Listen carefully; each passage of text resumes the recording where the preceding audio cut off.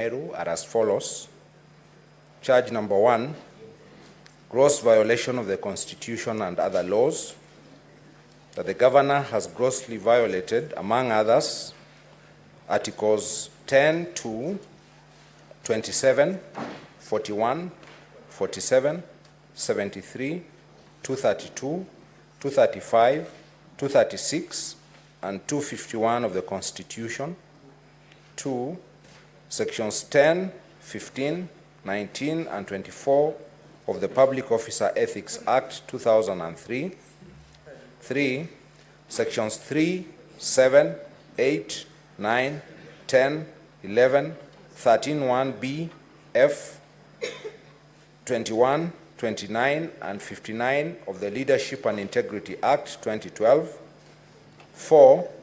Sections 2, 33, 45, 55, 58, 59, 59A, 63, 64, 65, and 69 of the County Governments Act 2012. 5. Section 4 of the Public Appointments County Assemblies Approval Act. 6.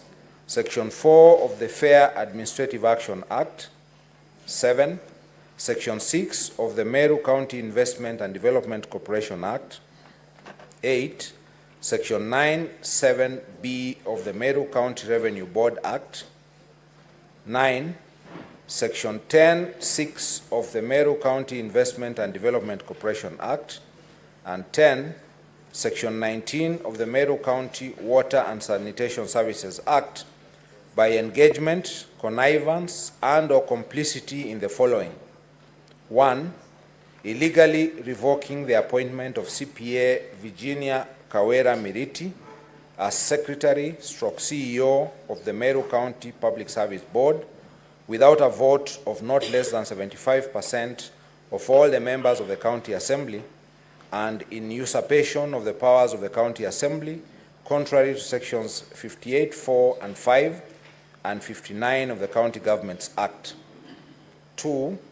Failing to appoint the chairpersons of the Meru County Revenue Board, Meru Microfinance Corporation, Meru Youth Service Board, and Meru County Investment and Development Corporation Board as required by law, thus failing to operationalize the said boards, and/or illegally appointing the said chairpersons without vetting and approval by the County Assembly, contrary to Section 4 of the Public Appointments County Assemblies Approval Act.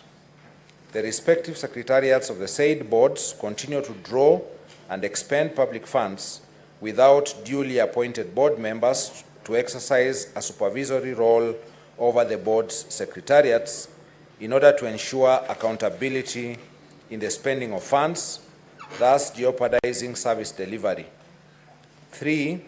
Refusing to implement the recommendations and/or resolutions of the County Assembly requiring the governor to A. Dismiss the County Secretary, Dr. Kiambi Atheru Ndambura, and the Chief of Staff, Mr. Harrison Gatobu Nchamba Mbidhi, from office for gross violation of the Constitution and other laws, and B. Blatantly ignoring or failing to submit a report to the County Assembly on the implementation of the said recommendations within 60 days as required in the report of the County Assembly dated 23rd December 2023, contrary to Article 183(3) of the Constitution. 4. Illegally dismissing Dr. Ntoiti, CEO of County Revenue Board, Paul Mwaki, CEO of Liquor Board, Kenneth Kimathi Mbae, Managing Director of Meru Microfinance Corporation, and Joseph Kithure Mberia, CEO MEWASS, in usurpation of the powers of the appointing authorities, contrary to Section 9(7)(b) of the Meru County Revenue Board Act and Section 10(6) of the Meru County Investment and Development Corporation Act, as a result of which the County Government of Meru has been slapped with costs and damages amounting to Kenya shillings 4 million by the Employment and Labor Relations Court.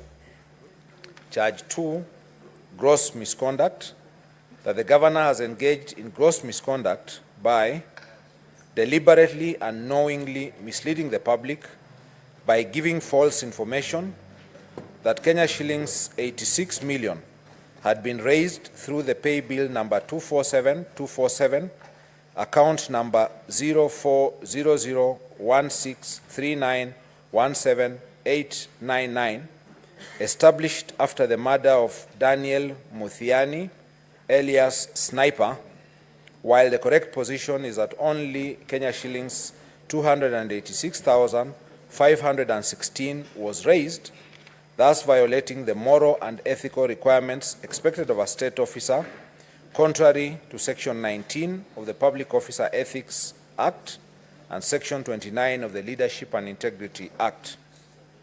Charge 3, abuse of office, that the governor has engaged in acts and omissions which singularly and collectively amount to abuse of office and gross violation of, among others, Articles 10, 73, 201, 226(5), and 232 of the Constitution, Sections 8, 12, 13(1), and 35 of the Leadership and Integrity Act 2012, and Sections 45(2) and 46 of the Anti-Corruption and Economic Crimes Act by the following: 1.